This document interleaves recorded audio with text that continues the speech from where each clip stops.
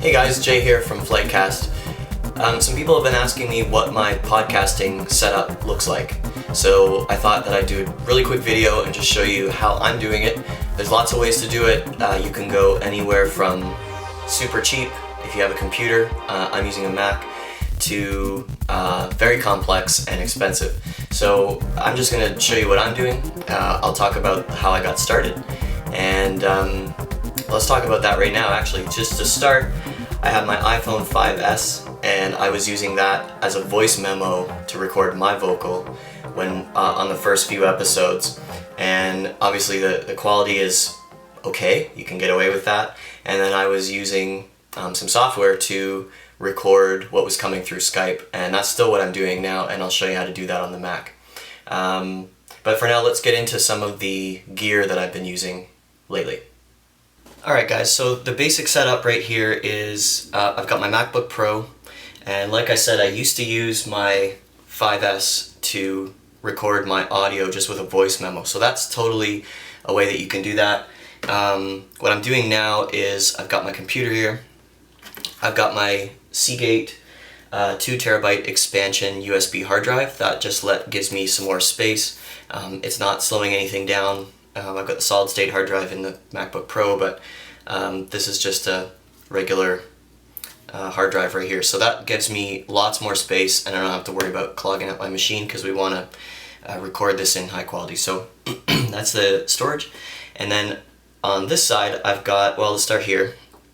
I've got my SM58. So this is not a vocal recording microphone, but I have one. I used to be a touring drummer, so I've got some gear. You can see I used my kick drum mic stand here.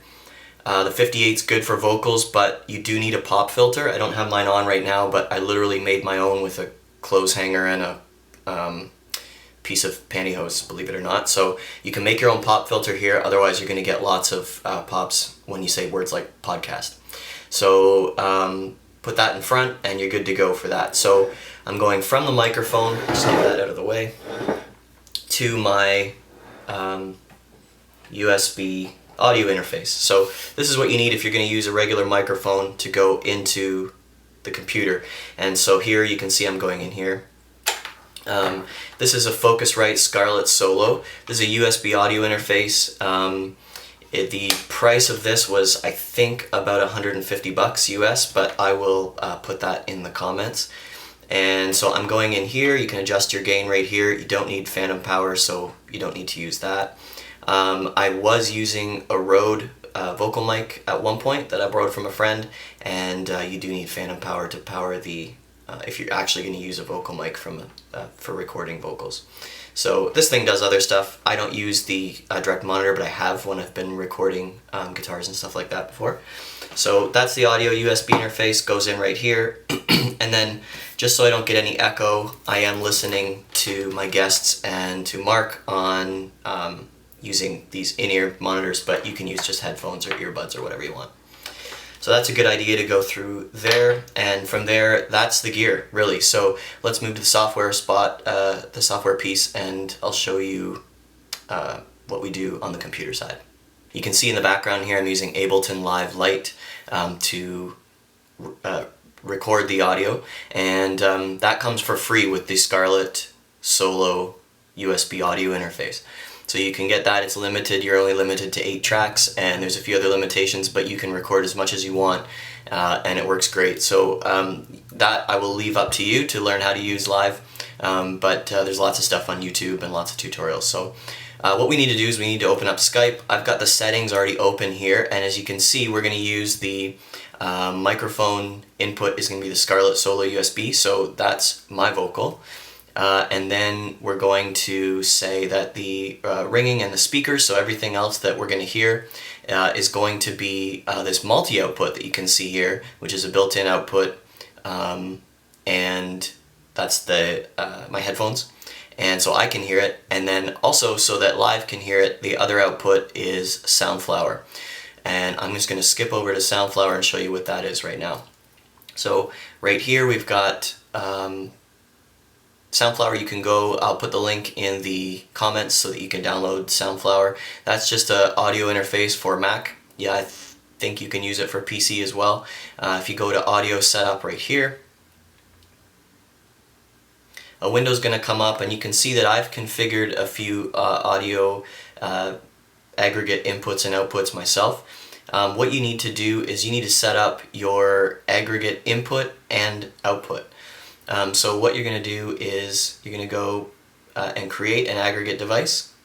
And let's say we want to create our, if we skip back to Skype here, we can see that our output is the built-in and the Soundflower, because that's where we want the audio to go when we're recording it. So you're going to just go over here and you're going to go and check off Soundflower, 2-channel, and Scarlett Solo USB, or sorry, that was built-in output. So got our built-in output so I can hear it, and then Soundflower so that Live can hear it. So you're going to give it a name, going to double click on here and give it a name other than aggregate device. You can see that I've named mine up here. And then if we skip over to Live and you open your preferences, you can see on the output, the input is going to be our new input device, the aggregate input that we just created, and your output device is just going to be your built-in output. And that's if you want to do any playback, you can hear it. So that's going to be our configuration for our input. And if we click input device, usually only these two are checked, so you have to turn them all on. And then if we do that, you can see now that Skype is ready to go. And we can see that if we were made a call, you can select 3 or 4, and that's going to give you your Skype input. And if you select 1 or 2, if I have my mic still plugged in, you'd see that moving because I'm talking. And you can enable both of those, and then we're good to go. So this is live. As you can see, I've got my little ATC intro at the start. This is the music that we have at the start. I've got my live flight ad right here, and then I've got my vocal here, and then whoever's talking on Skype, we've got them right here. And as you can see, there's lots of editing for this last episode because I had Joe on the show, and whenever Joe's on, we have to do lots. And also, you can see this little thing down here, messed up intro. That's just me making mistakes. So yeah, we put our live flight ad in here, and then we've got our little outro and the blooper music right up here, and that will be moved over to wherever our ending is. So guys, that's pretty much the audio and recording piece in terms of software.